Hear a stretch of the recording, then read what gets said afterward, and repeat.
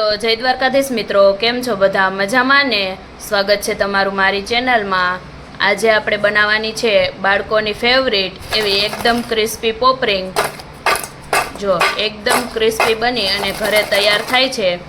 તો તમે પણ આવી જો પોપરિંગ બનાવવા માંગતા હોય તો વિડીયોમાં છેલ્લે સુધી બન્યા રહેજો. બજાર કરતાં એકદમ સસ્તા ભાવમાં અને ખૂબ જ ક્રિસ્પી બની અને તૈયાર થાય છે.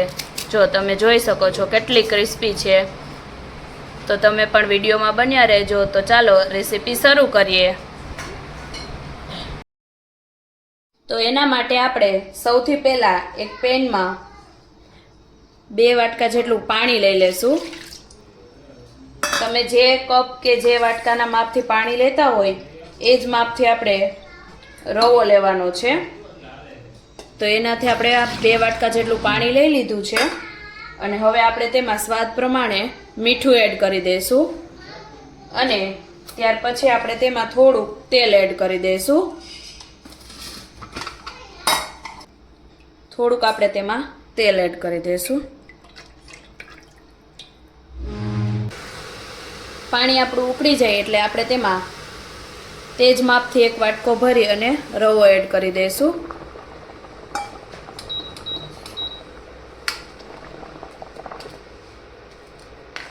અને તેને સારી રીતે મિક્સ કરી લઈશું અને થોડી વાર માટે પાકવા દેશું.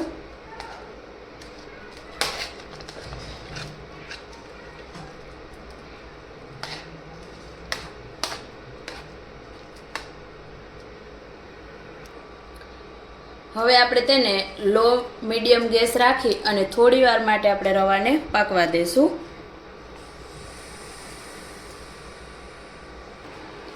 હવે આપણું જે મિશ્રણ છે એ પાકી ગયું છે. તો આપણે ગેસની ફ્લેમ બંધ કરી દઈશું અને તેને એકદમ ઠંડુ પડવા દઈશું.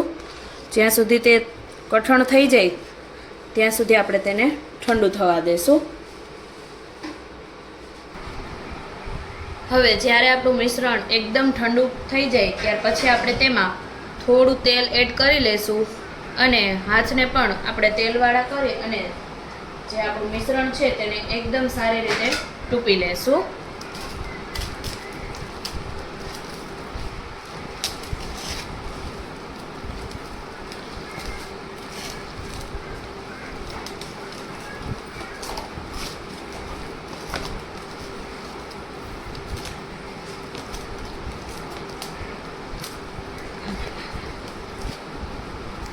એટલે એમાંથી એકદમ આવું લોટ જેવું બંધાય અને તૈયાર થઈ જશે.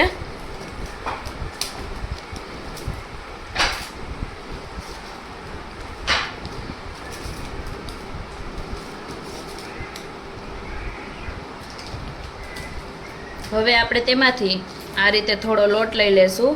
હાથને આપણે તેલવાળા કરી લેશું અને તેનું આ રીતે સૌ પહેલાં ગોળ શેપ આપી દઈશું. અને ત્યાર પછી તેમાં આંગળીની મદદથી આ રીતે આપણે પોપરિંગનો શેપ આપી દઈશું.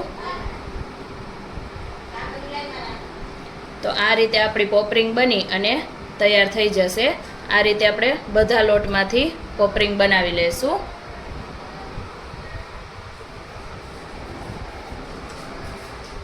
આ રીતે એક એક કરી અને આપણે બધા લોટમાંથી આ પોપરિંગ બનાવી અને તૈયાર કરી લઈશું. તો આ રીતે આપણે પોપરિંગનો શેપ આપી દીધો છે અને પોપરિંગ તૈયાર કરી લીધી છે. તો હવે આપણે તેને તળવાની છે. તો એના માટે આપણે તેલ ગરમ કરવા મૂકી દઈશું. હવે આપણું તેલ ફૂલ ગરમ થઈ જાય એટલે આપણે એક એક કરીને બધી પોપરિંગને તેલમાં એડ કરી દઈશું.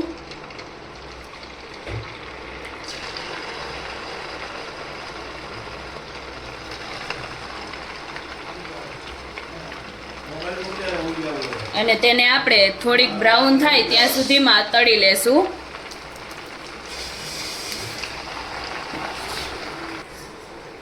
પોપરિંગ આપણી એકદમ ક્રિસ્પી થાય ત્યાં સુધી આપણે તેને તળી લેશું. એકદમ થોડોક લાલ જેવો બ્રાઉન જેવો કલર આવી જાય ત્યાં સુધી આપણે તેને તળાવવા દઈશું.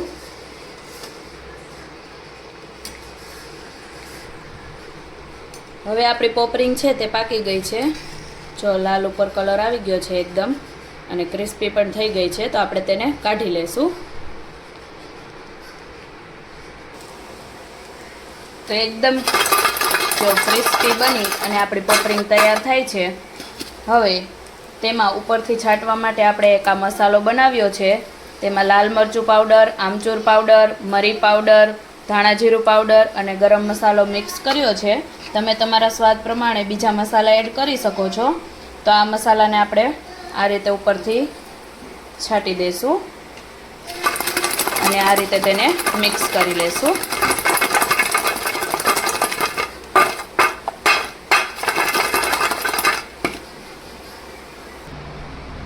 તો તૈયાર છે આપણી એકદમ ક્રિસ્પી અને બજાર કરતાં એકદમ સસ્તા ભાવમાં એવી પોપરિંગ. તો તમે પણ આવી ઘરે બનાવી અને ટ્રાય કરજો. બાળકોને લંચ બોક્સમાં પણ તમે આવી બનાવી અને આપી શકો.